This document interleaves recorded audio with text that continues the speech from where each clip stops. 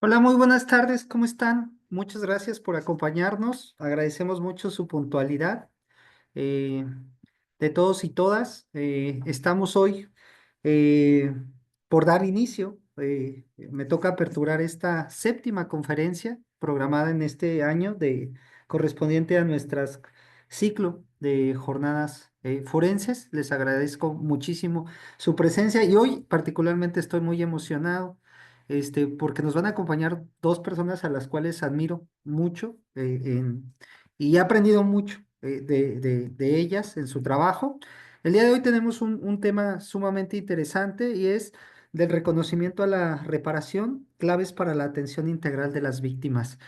Eh, y bueno, la dinámica del ejercicio del día de hoy es generar una conversación y un diálogo.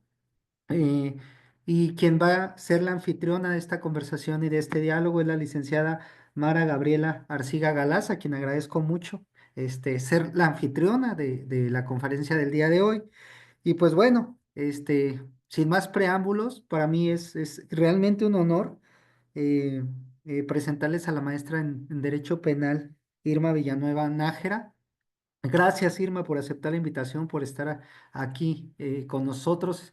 Sabemos que estás sumamente ocupada y créeme, ahí sin endulzar los oídos, de pocas personas me llegan comentarios tan positivos, quienes han trabajado, quienes te conocen, siempre me remiten a comentarios sumamente positivos de tu trabajo.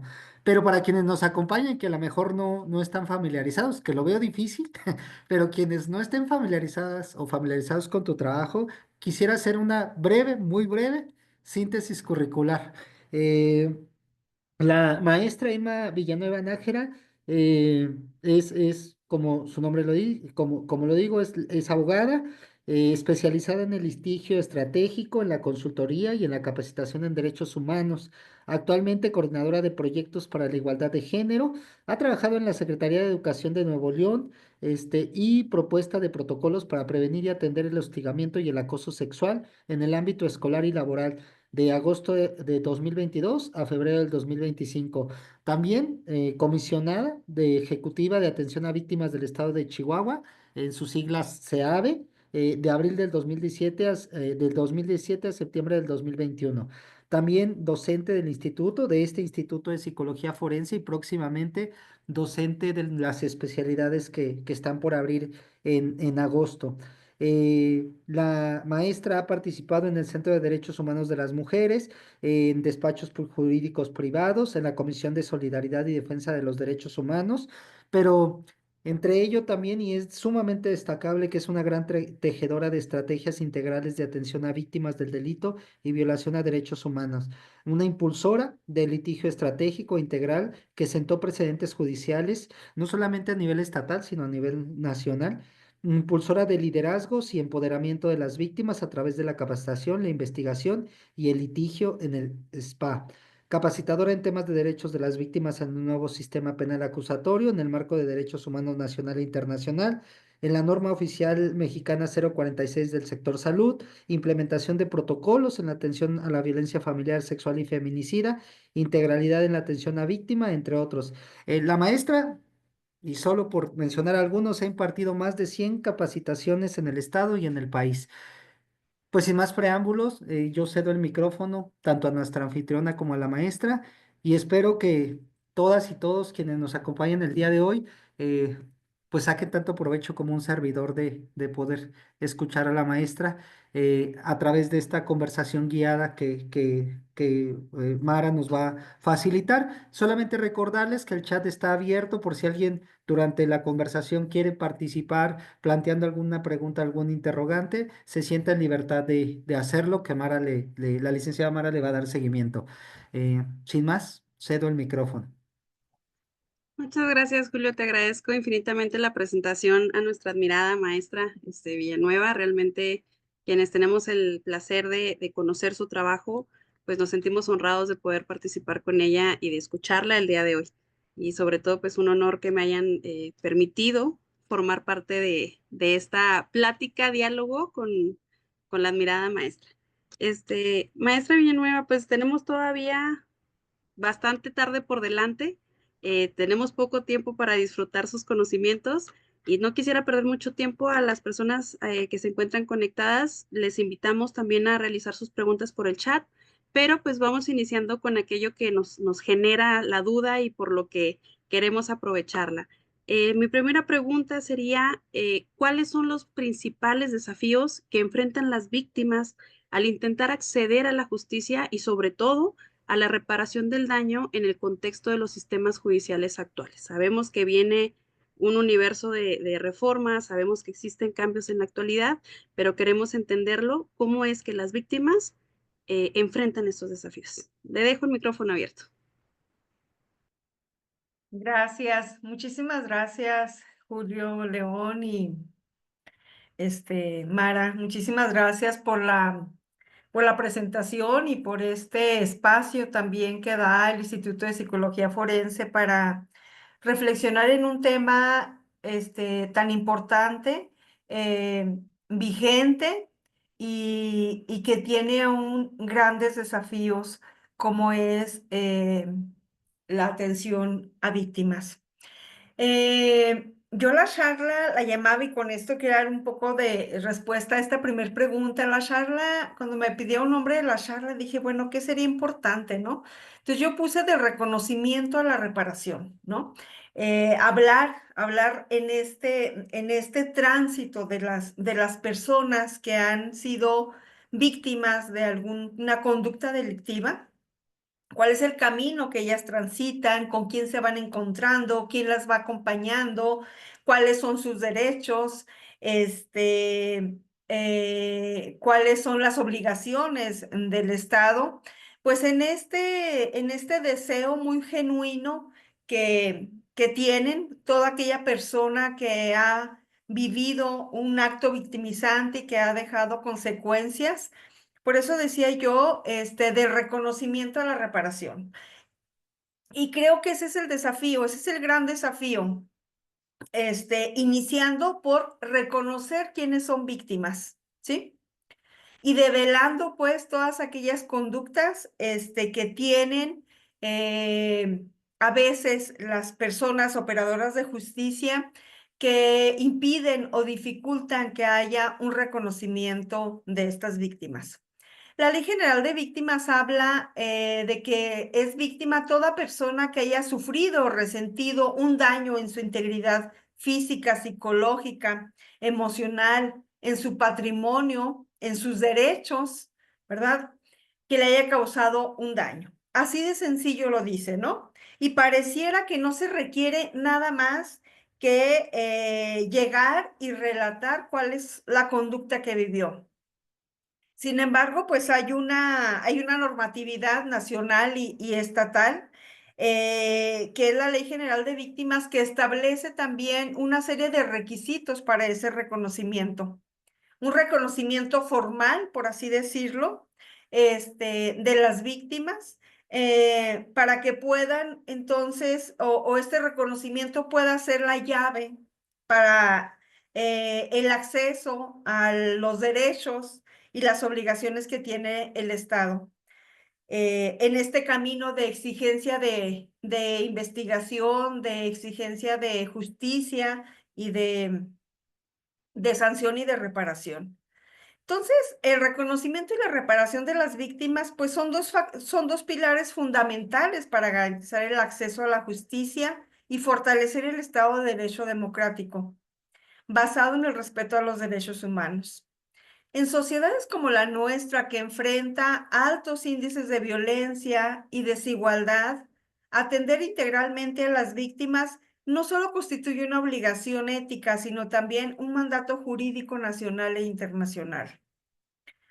Hay un marco legal, ahorita citaba la Ley General de Víctimas, pero hay dos documentos internacionales que siempre me gusta citar porque son el piso del cual derivan pues toda la normatividad que en los países se ha creado para garantizar los derechos de las víctimas, que es la Declaración sobre los Principios Fundamentales de Justicia para las Víctimas del Delito y Abuso de Poder, una resolución de la Asamblea General de las Naciones Unidas de 1985 y también esta declaración reconoce la necesidad precisamente de los derechos de las víctimas, de atención, de protección, de asistencia, de rehabilitación y de una reparación integral.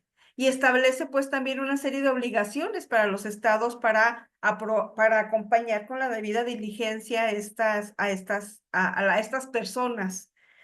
Y también los principios principios y directrices básicas sobre el derecho de las víctimas de violaciones manifiestas de las normas internacionales de derechos humanos y violaciones graves al derecho internacional humanitario a interponer recursos y obtener reparaciones del 2005. A partir de la primera declaración que les dije de la Asamblea en 1985, pues México, la Constitución de México sufre una serie de reformas a partir de 1994 para incorporar paulatinamente los derechos de las víctimas. En primer momento, pues para ser reconocidas como una parte dentro de los procedimientos jurídicos o legales, pero también para en estas modificaciones que se fueron haciendo hasta concluir con las reformas del 2008 y posteriormente ya particularmente con la Ley General de Víctimas y sus homólogas en los estados, pues estableciendo estos grandes derechos que tienen las víctimas y que esos pues son también los grandes retos o desafíos que hoy en día tenemos, ¿no? Particularmente si hablamos de tres rubros, pues el derecho, el acceso a la justicia, el derecho a conocer la verdad de lo sucedido en las investigaciones y el derecho a la reparación del daño. Entonces, Excelente. cuando hablamos de reconocimiento, estamos poniendo una obligación en los estados de reconocer a las personas como víctimas de distintos delitos y darle la formalidad a este reconocimiento, ¿no? A través de los registros estatales, el Registro Nacional de Víctimas o los registros estatales, pues que eso significa la posibilidad de acceder a los recursos establecidos por el Estado, ¿no? De atención, de protección y de reparación del daño. Yo aquí haría una puntualización nada más en el sentido de que a veces aplicamos rigurosamente la normatividad que hay. La normatividad nos dice que el reconocimiento se tiene que hacer a través de un proceso y mientras no se haga, bueno, tiene que hacerse forzosamente ese proceso de reconocimiento para que pueda acceder a los servicios, a los proporcionados por el Estado. Sin embargo, como lo dije ahorita, la Ley General de Víctimas a veces, no pone más requisitos que una persona que haya sufrido o resentido un daño en su integridad, ¿sí?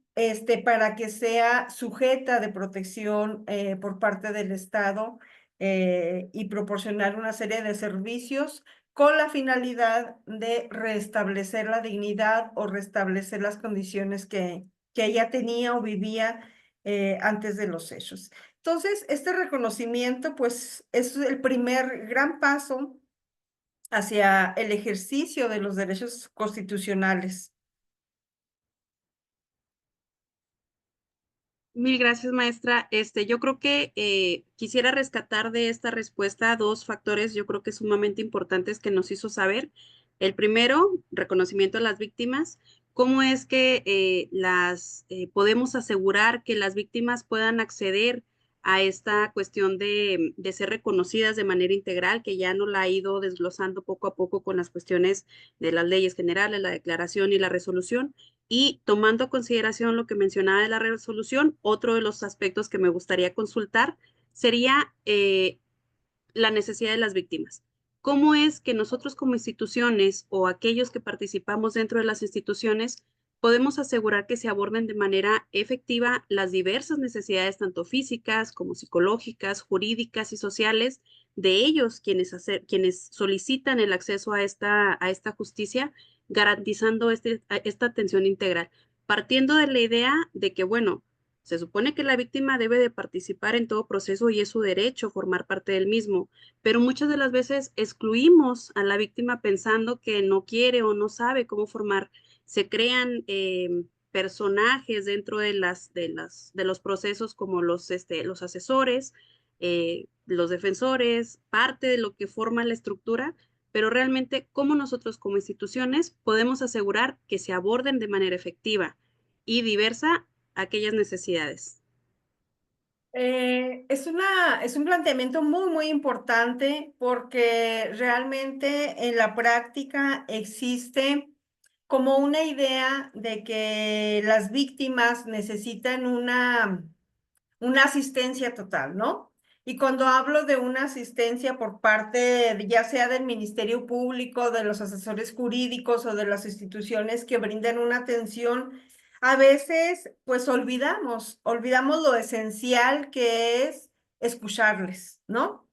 Y a veces no reconocemos, a veces tenemos ciertos paradigmas sobre las víctimas, ¿no? Como aquellas personas que se les dificulta tomar decisiones por sí misma, que necesitan que el abogado, las tome por ellas, que el psicólogo o la persona que brinde un acompañamiento, sugiera también, cómo acompañarles o qué sugerirles, ¿no? Entonces, pienso que hay que quitarnos esa idea, pues, de que las personas necesitan de esta asistencia que usurpe la voluntad o usurpe la decisión de ellas. Tendremos que reconocer primeramente que las personas presentan una serie de victimizaciones que temporalmente o momentáneamente les impide tomar decisiones oportunas o tomar decisiones de una forma segura, ¿no? Tenemos que reconocer que hay procesos de victimización que vamos repitiendo tanto la sociedad como las instituciones. Y a esto me refiero, reconocer los diferentes momentos en los que se encuentra una persona. El primero de ellos, que es la victimización primaria, que ya es con el daño que ellas llegan cuando llegan a presentar una denuncia, a pedir auxilio, a solicitar una medida de protección. Y también la victimización secundaria, ¿no? Que son cuando las respuestas institucionales, pues, o sociales profundizan el daño, o no es la respuesta oportuna o idónea que requiere la víctima en ese momento, y eso va profundizando el daño que tiene, va incrementando la desconfianza que también tiene en las o los operadores de justicia, en las instituciones, y a veces cuando llega algún profesional del derecho, algún victimólogo, ya sea como psicólogo, perito, asesor jurídico, asesora jurídica, pues va con toda esta carga y a veces no tenemos esa comprensión. Quisiéramos que las personas que han pasado por una victimización, pues estén al 100% confiando, que tengan claridad, que tengan decisión y firmeza. Entonces hay que reconocer estos procesos de victimización para entender dónde está parada o dónde está colocada la persona que atendemos, ¿no? Eso es muy importante. Estos mencionados derechos de las víctimas, cómo reconocer los momentos en los que se encuentra y saber cómo atenderlos nosotros, cómo recibir, cómo llevar a cabo, pero sobre todo cómo evitar esta revictimización. Y hablando o retomando la cuestión de los paradigmas, ¿en qué medida estas leyes, tanto nacionales como internacionales, pudieran garantizar entonces los derechos del acceso a estas víctimas? ¿Y qué acciones en concretas pudiera sugerir usted, maestra Villanueva, en que se deben implementar en las instituciones para asegurar, sobre todo, el cumplimiento en la práctica y, lo más importante, la no revictimización? Sí. Yo creo que yo siempre he compartido cuando se publica la Ley General de Víctimas en enero de 2013. Es una ley pues realmente muy ambiciosa, muy amplia, ¿verdad? Es una ley garantista, es una ley que fue consensuada entre la sociedad civil, la academia, instituciones de gobierno. Y entonces, creo que es una ley muy completa y al inicio habla de los principios, ¿no? Y yo siempre he compartido que si reflexionamos sobre estos principios, buscamos aplicarlos a cabalidad, este, va a ser mucho más sencillo ir acompañando a las víctimas en estos procesos de acceso a la justicia, ¿no? Entonces, creo que esa es una clave muy importante. Y citaría yo tres principios. El principio centrado en la dignidad humana, que es reconocer, proteger y respetar a la persona, ¿no? En la situación en la que se encuentra. Sí, reconocerla como sujeta de derechos y evitar cualquier conducta de victimización o que cause mayor daño. Hay otro principio, aparte de la dignidad, que me gusta mucho reflexionar, que es el principio de no discriminación, ¿sí? Es garantizar sin distinción alguna el acceso a los derechos establecidos en la Ley General de Víctimas, en la Constitución, en la normatividad nacional e internacional. Hay uno que habla de el principio de buena fe, ¿sí? Este es un principio realmente muy, muy importante que viene a tirar con una percepción de criminalización que ha existido en nuestra sociedad de las víctimas, ¿sí? Cuando una persona acude a denunciar determinados delitos o se encuentran determinadas situaciones o condiciones de vulnerabilidad, hay como esa sospecha o hay como esa mirada de desconfianza de si estará diciendo la verdad, de si es creíble ese relato, o bien si no tendría participación también en la conducta que la victimizó. Entonces, este principio de buena fe, de verdad que si lo aplicamos desde las instituciones, pero también desde la sociedad civil, pues nos va a permitir de entrada ganarnos la confianza en las personas para ofrecer el acompañamiento. El de máxima protección también es elegir aplicar que las decisiones que se tomen desde las diferentes instancias tengan como objetivo el proporcionar la protección a las personas que se encuentran en situación de victimidad.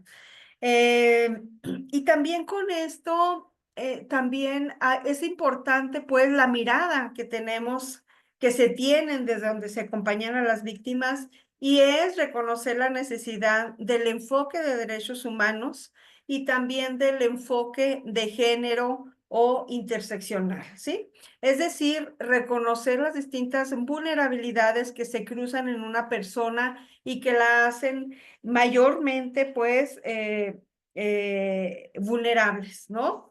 Este, a sufrir o a seguir sufriendo diferentes eh, conductas que les causan daño.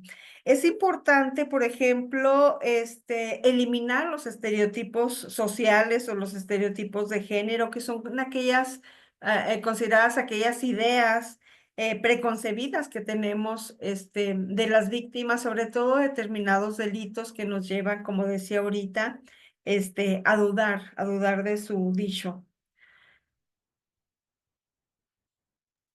Yo creo que es muy significativa esta cuestión de los puntos que nos menciona, tanto la dignidad humana, el reconocimiento y la protección de las mismas, la no discriminación y la buena fe. Uno de los principales conflictos que actualmente tenemos quienes trabajamos dentro de los sistemas de justicia es que sí existe una condición respecto a las nuevas áreas que se trabajan o con quienes trabajamos, por ejemplo, con género, estas cuestiones de a la mujer se le protege más que al hombre, ¿no? O por qué siempre le creen a la mujer y la mujer siempre se beneficia de estas cuestiones.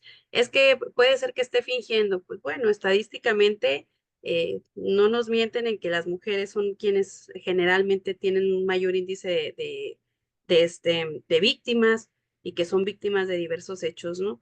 Y tomando ese punto, ¿qué consideraciones pudiera tomar usted referente a las obligaciones que tenemos nosotros como autoridades? Si ya bien conocemos la Ley General de Víctimas que nos hizo la mención en este momento, ¿cómo es que podemos nosotros como autoridades garantizar el cumplimiento de esta debida diligencia?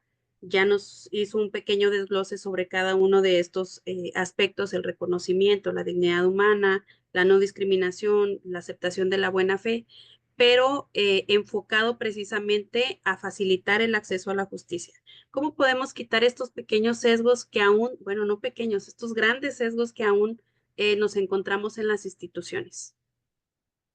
Bueno, yo creo que justamente usted ha indicado ahorita uno de los grandes principios es la debida diligencia que está establecida, pues que motivó esta reforma por recomendación de la Corte Interamericana de Derechos Humanos o otros organismos internacionales para incorporar el principio de debida diligencia o el principio de no discriminación en el artículo primero constitucional. Eh, Pues lo deseable, pues es efectivamente que las instituciones puedan actuar de manera rápida, efectiva, imparcial y profesional para prevenir, investigar, sancionar y reparar las conductas o los delitos o violaciones graves a derechos humanos. Este, y que esta debida diligencia tiene que ver también, o hay un aspecto muy importante cuando hablamos de una atención integral, es la coordinación que tienen que tener las diferentes instituciones en esta atención, protección y acompañamiento, ¿no? A las víctimas. Y eso es uno de los grandes desafíos que hay porque tenemos como obligación la no victimización, pero la estamos provocando cuando la víctima de cualquier delito, ¿verdad? Claro, están los de género, porque las estadísticas nos hablan de los porcentajes de violencias que viven los niños, las niñas, los adolescentes, las mujeres, las personas en situación de migración, los pueblos indígenas, pero en sí cualquier persona que es víctima de un delito, eh, debe haber un esfuerzo por coordinar una estrategia integral de atención, protección y que vaya acompañando en la investigación, en los procesos legales, pero que también vaya proveyendo lo que la víctima necesita para estar bien parada, para estar segura, para estar con la mejor claridad posible para ir tomando las decisiones que tiene que tomar durante el proceso. Entonces, hablamos pues de esta estrategia integral que provee a la víctima también de los servicios que necesita para hacer frente a las afectaciones o a las consecuencias de la victimización y que no nada más significa que actúe la fiscalía en investigación o las otras instituciones que reciben sus denuncias o sus demandas administrativas, laborales, denuncias penales, eh, sino también pues las instituciones que tienen obligación de prestar la ayuda y la asistencia que ésta necesita para ir caminando ese proceso de acceso a la justicia, ese derecho de conocer la verdad, ¿no? Y la obligación que tiene el Estado. Entonces, a veces es no fragmentar la atención o no fragmentar las obligaciones de debida diligencia que tiene el Estado, sino uno de los grandes retos pues es hacer esfuerzos porque haya coordinaciones, ¿no? Por eso se han creado instituciones, para atender particularmente todos los delitos de género, pero también se ha creado las comisiones ejecutivas de atención a víctimas a nivel nacional y estatal que tienen obligación de coordinar la atención de las demás instituciones con la finalidad de eliminar las consecuencias de la victimización. Entonces, me parece que esa es una de las obligaciones principales de las autoridades. Cada institución dentro del ámbito de su competencia, pues hace lo que le corresponde, ¿no? Si es proteger, si es investigar, si es sancionar o es reparar, pero repito, lo deseable sería que haya una coordinación y que haya una formación también en derechos humanos, perspectiva de infancia, de género, para que realmente las víctimas estén al centro de la atención que prestan cada una de las instituciones cumpliendo con estos principios, particularmente el de no victimización. Yo creo que esto es una parte fundamental de los elementos que deben de estar presentes dentro de una política pública para garantizar una atención integral y digna a todas las personas que han sido víctimas de alguna situación. En este acompañamiento, pues muchas de las veces enfocamos a la víctima y cuando hablamos, mencionaba usted esta cuestión de coordinación de instituciones y esta reparación integral, ¿verdad? Que como nosotros como instituciones, no solamente las instituciones gubernamentales, sino también asociaciones civiles y todas aquellas que formen parte de las estrategias comunitarias, debemos de intervenir en esta reparación, este daño que se generó. Y muchas de las ocasiones dentro de el conflicto que se tiene es de que cuando nos hablan de la palabra reparación, inmediatamente pensamos en dinero. Inmediatamente decimos, la víctima necesita dinero, ¿no? Y siempre en los juzgados hablamos de cantidades, de cuestiones monetarias, pero yo creo que una vez que entras a este mundo de lo que viene siendo la justicia terapéutica, la victimología, incluso la justicia restaurativa, vas entendiendo que se necesita muchísimo más, que es un abanico de necesidades que se tienen que ir cubriendo. Y con ello mi siguiente pregunta, ¿cuáles son las estrategias que deben de adoptarse para asegurar realmente que la reparación integral a las víctimas no solo sea una compensación económica, sino que también sea una verdadera restauración tanto emocional, social como política? Ahora sí se la puse complicada, maestra, pero yo sé que usted me la va a responder sin problema alguna. Bueno, me encanta. Yo me voy a los principios siempre. Yo creo que la respuesta es aplicando el principio de participación conjunta con las víctimas o también poner al centro a las víctimas. De verdad, en mi experiencia de más de 2 décadas, siempre he dicho y así lo he aplicado, difícilmente me voy a equivocar, ¿va? Como institución, y hablo desde las instituciones o también en lo particular, difícilmente nos vamos a equivocar si ponemos al centro a las víctimas y en conjunto con ellas hacemos una estrategia. ¿Cómo? Muy sencillo, preguntándole cómo está, qué necesita para estar bien, qué necesita para regresar a la situación que estaba, si es posible, ¿verdad? Antes del hecho victimizante.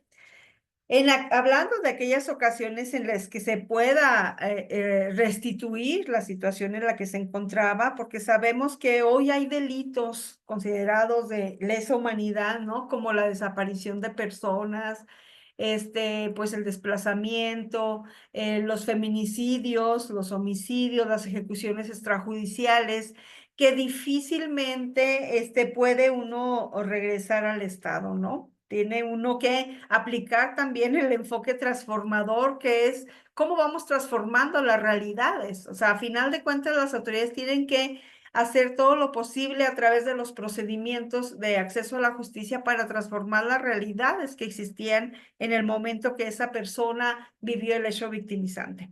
Pero entonces cuando ponemos al centro a las víctimas, de verdad, hay un conocimiento muy profundo. Yo respeto muchísimo, me sorprende siempre, porque aún en medio del dolor las personas siempre, siempre tienen la capacidad de decirte qué quieren y qué no quieren, ¿verdad? Y a veces vamos desde lo aparentemente sencillo que es el trato con dignidad, ¿no? Es el trato sensible, ¿verdad? Que se le da a la persona en cualquier instancia donde se atiende hasta las reparaciones monetarias. Entonces, yo tuve oportunidad como lo dijeron al inicio, de estar en la Comisión Ejecutiva de Atención a Víctimas y ahí pude refrendar esto que yo siempre estuve expresando y que lo he tenido como un principio ético, un principio profesional en el ejercicio de mi carrera, que es escucharlas. Entonces, de verdad que incluso a los abogados, les digo, como abogados, ellos a veces, ellas, las personas, hablando de personas, nos arman la estrategia, porque nos dicen qué fue lo que pasó, cómo pasó, dónde pasó, cómo les afectó, qué consecuencias hay, quién tuvo conocimiento, ¿va? ¿Quién puede ser testigo? ¿Quién puede, proporcionar información? Entonces, es siempre escuchar para establecer planes de atención integral y planes de reparación, ¿no? Y en la experiencia que tuvimos en la comisión ejecutiva, pues no fue distinto a lo que estoy platicando. Puede haber diferentes experiencias y diferentes opiniones, pero en el tema de reparación del daño pudimos poner en la práctica esto cuando los equipos multidisciplinarios, hablando de atención integral y atención coordinada, los equipos multidisciplinarios realizaban entrevistas con las personas hablando en el tema de reparación del daño, ¿verdad? Porque había una diversidad. El económico ahí está, el material es el más fácil de probar, ¿no? Porque lo pruebas con los gastos generados, lo que dejaron de percibir las personas, ¿no? Con el lucro cesante, cuando hacen un ejercicio de sumas y restas, hablando de cuestiones monetarias. Pero aquellas otras que tienen que ver con su dignidad lastimada, o sea, cómo restablecen la dignidad de las personas, pues ahí es escuchando qué es lo que les restablecería la dignidad a la persona que falleció, a sus familiares o a la persona que está viva y que fue dañada, ¿no? Su imagen, su integridad, la percepción que tiene de sí misma, la percepción que tiene la comunidad, o sea, todos estos aspectos, pues a través de los profesionales, como psicólogos, sociólogos, antropólogos, dependiendo de los delitos, pues tienen muchísimo que aportarle al tribunal, al juez o a las comisiones ejecutivas o a la autoridad o institución que sea encargada de reparar el daño, pues tienen muchísima información que proporcionar para que estas reparaciones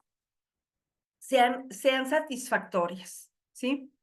Eh, Me tocó escuchar a víctimas que de pronto dejaban a un lado la compensación económica y escucharlas decir que lo importante es que el Estado las haya escuchado, ¿sí?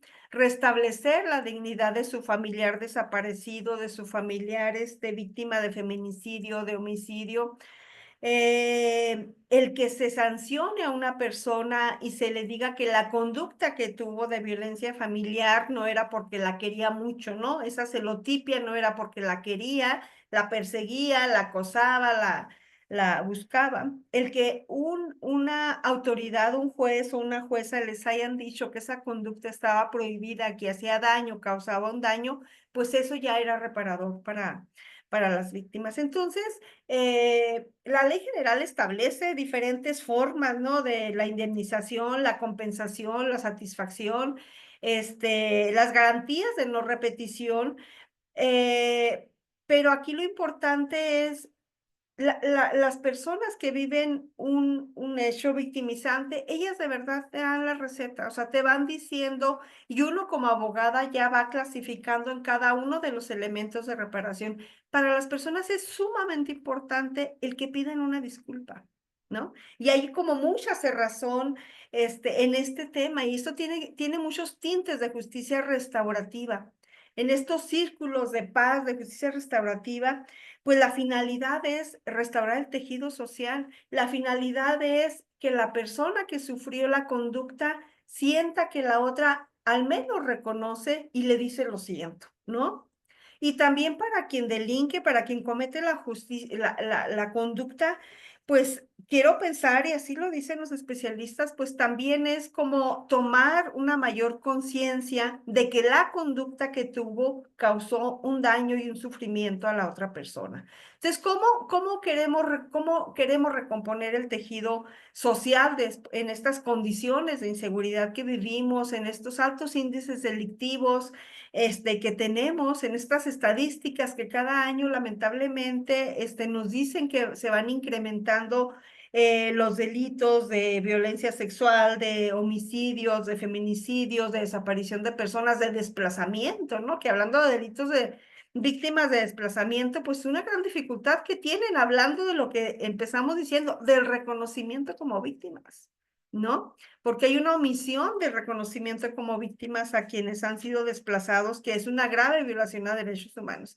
Entonces yo lo resumiría concretando de verdad la receta de las abuelitas, pero que no son las abuelitas, nos lo dice la normatividad nacional e internacional. Escucha a la víctima y haz un plan de reparación. Muy fácil decirlo, ¿verdad, maestra? Pero bueno, me encantó esta cuestión de poner a la víctima en el centro, ¿no? Entender que el reconocimiento del daño es fundamental porque valida públicamente el sufrimiento de las víctimas y además les devuelve su dignidad.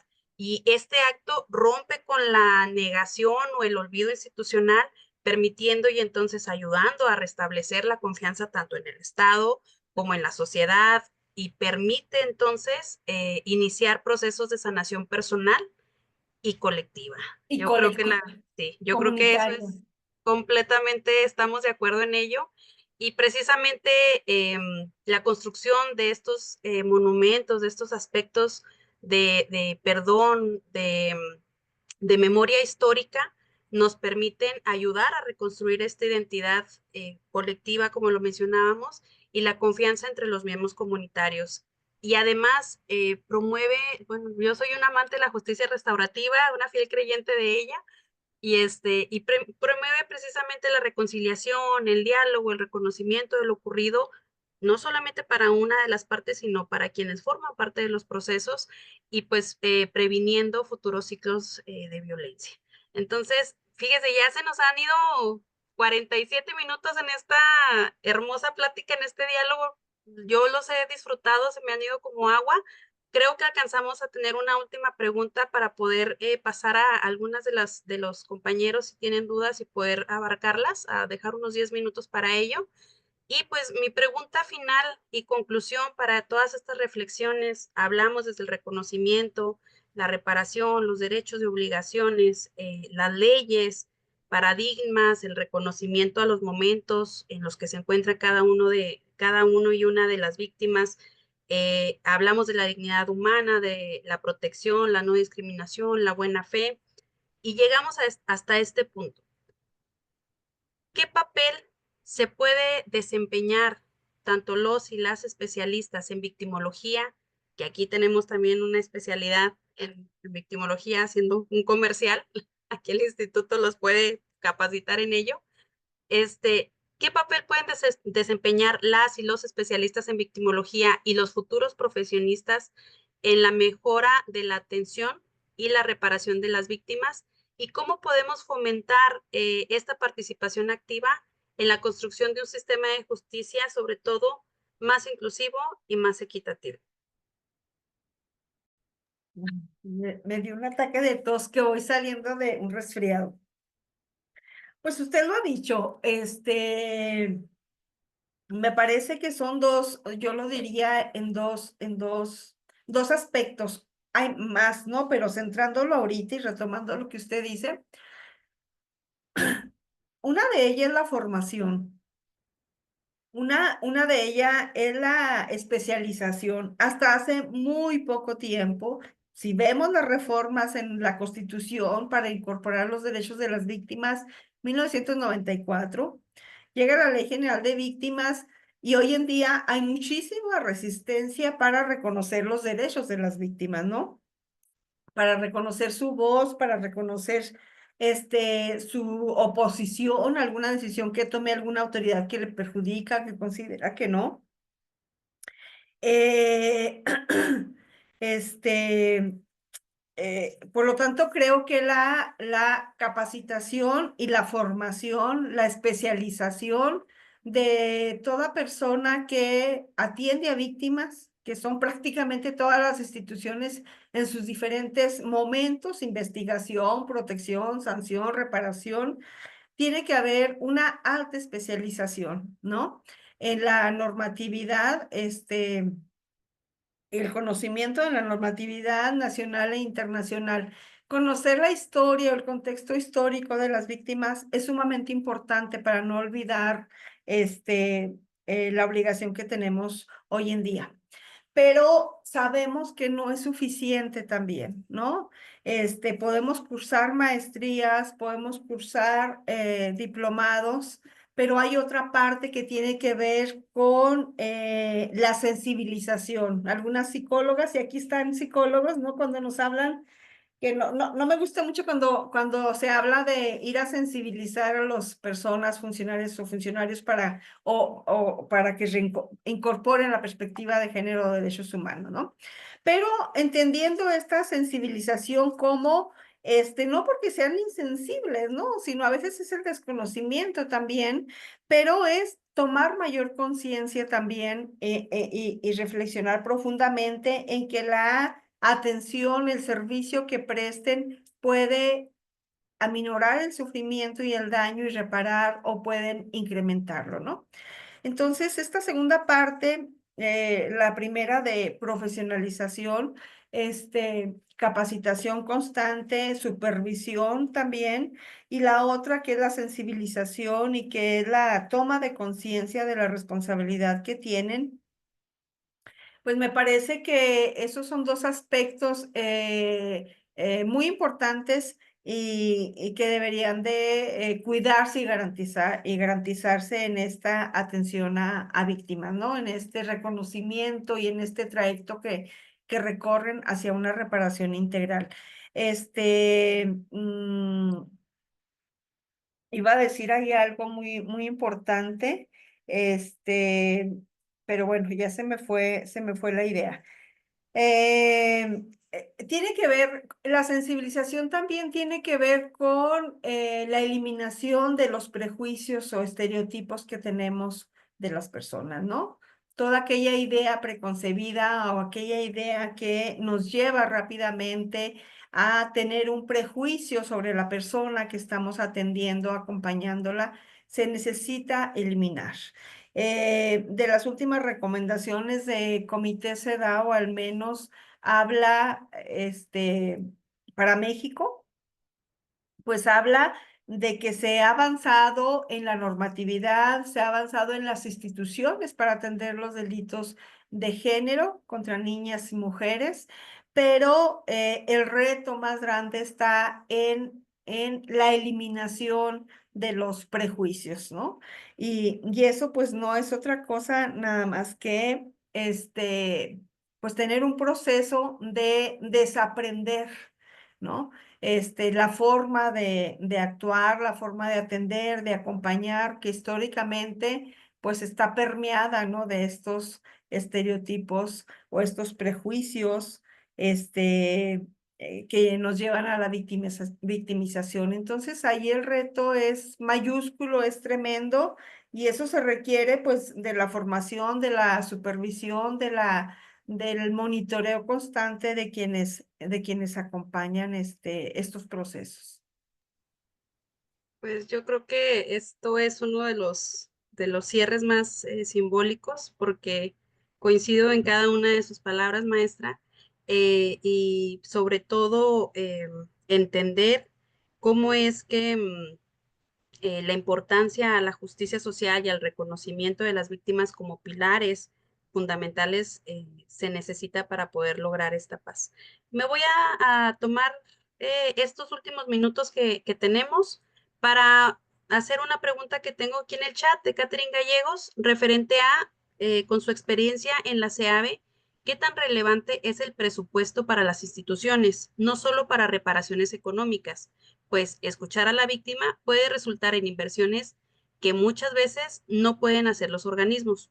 Dentro de lo teórico, si bien se entiende la relevancia de la voluntad de las instituciones, no se puede dejar de lado el tema financiero para que de esto ello sea posible. ¿Nota realmente una voluntariedad para mejorar en ese aspecto? Los presupuestos, el presupuesto es indispensable para la atención a víctimas. Y no porque a veces existe un prejuicio de que las víctimas lo que les interesa es el dinero. Este, como les ya hablamos abundantemente, ¿qué necesitan las víctimas? ¿Verdad? Un trato empático, sensible, un acompañamiento, etcétera. Y el recurso económico es indispensable, ¿verdad? Es indispensable para poder cubrir los gastos mínimos que se generan cuando hay una atención victimológica. En la cuestión asistencial de ayuda,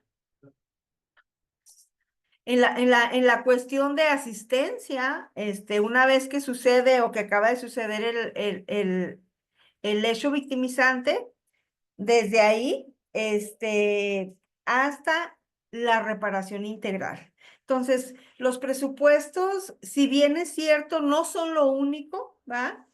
Pero sí son una parte esencial. Y debe de haber recursos suficientes porque hay lamentablemente cientos y miles de víctimas, ¿no? Y, y a veces el recurso económico, o sea, la atención, la rehabilitación médica, psicológica, es importante de su salud, pero la compensación es indispensable porque también pues ayudan a recomponer ese proyecto de vida, ¿no?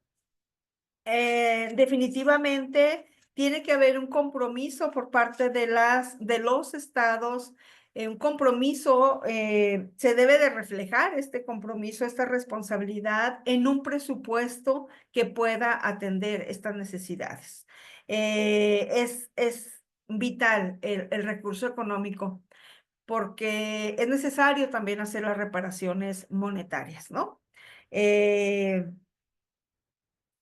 Entonces, cuando nace la Ley General de Víctimas, cuando nace la Ley General de Víctimas a nivel federal, se destinó, pues un presupuesto en ese momento que se consideraba, pues adecuado o alto para empezar a trabajar, acompañar y hacer reparaciones del daño, que pronto se volvió insuficiente y que lo han ido recortando, ¿no? Y, y hablando del estado de Chihuahua, pues también ese presupuesto cuando nació la Comisión Ejecutiva de Atención a Víctimas en el 2017, pues creo que en los últimos años no se ha acercado al presupuesto que se ejerció, ¿no?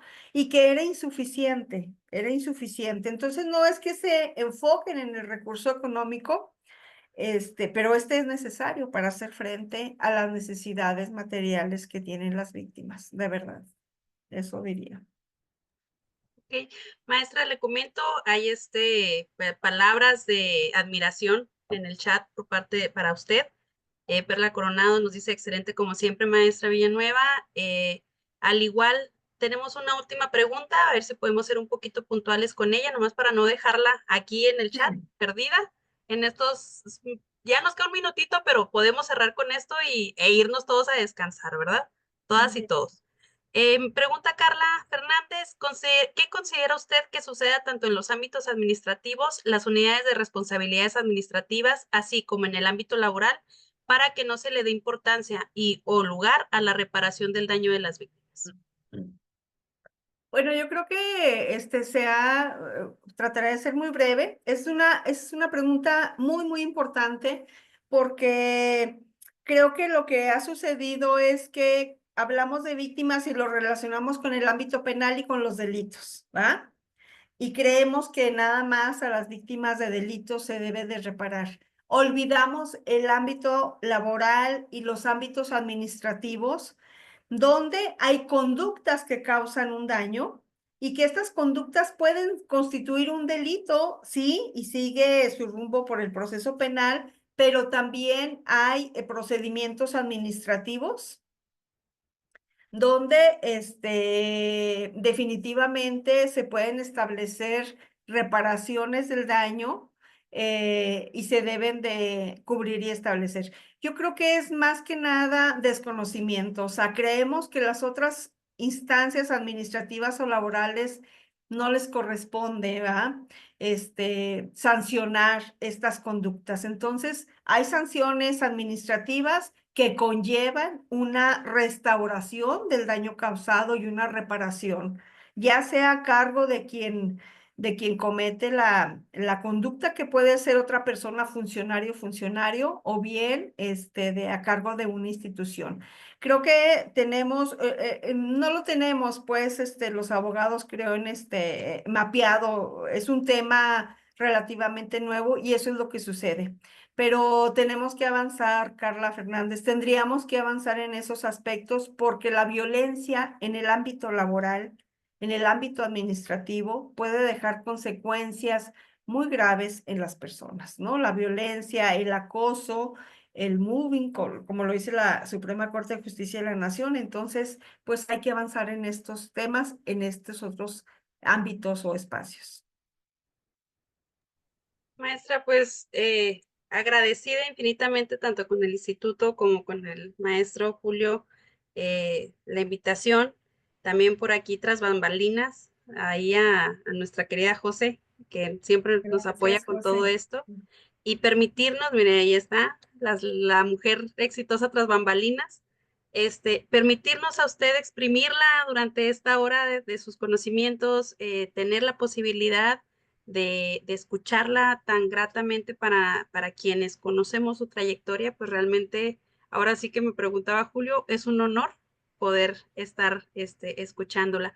Me gustaría cerrar mi participación con una frase de Rigoberta Menchú. Quien sabe y quien me conoce, soy también admiradora del trabajo de los pueblos y Yo también. comunidades, en las que menciona que precisamente la paz no es solamente la ausencia de la guerra.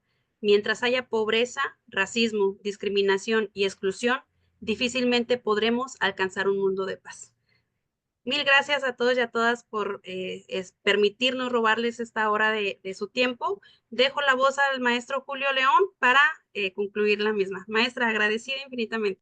Gracias, Mara, muchas gracias. Muy generosa tu participación. Gracias.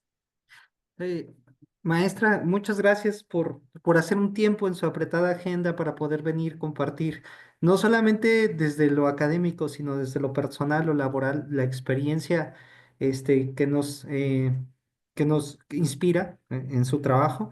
Este, Obviamente nos vemos pronto porque usted forma parte de la plantilla docente de las especialidades, tanto de victimología como de peritaje. Entonces, va a ser un honor contar con usted en breve. Qué bueno que esté por Chihuahua. Este, y esperemos, digo, vamos a sacar el mejor provecho de su presencia. Gracias a todas y a todos por acompañarnos, por estar aquí. Le voy a ceder el micrófono a nuestra coordinadora académica, a la maestra José, quien de manera simbólica ahorita le va a hacer llegar bueno, le vamos a hacer llegar de manera presencial un reconocimiento, pero quisiéramos hacer un acto simbólico para que por este medio, podamos leerlo. Así es que cedo el micrófono, José. Sí, buenas tardes a todos y a todas. Es un honor, maestra, volver a compartir con usted.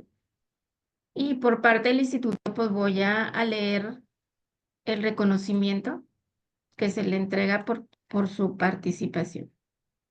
Dije, nada más me acomodo aquí tantito. Dice, el Instituto de Psicología Forense otorga el presente reconocimiento a la licenciada Irma Antonia Villanueva Nájera por su destacada participación y desempeño como conferencista en las Jornadas Forenses 2025, con el tema del reconocimiento a la reparación, claves para la atención integral de víctimas, impartida el día 29 de abril del 2025.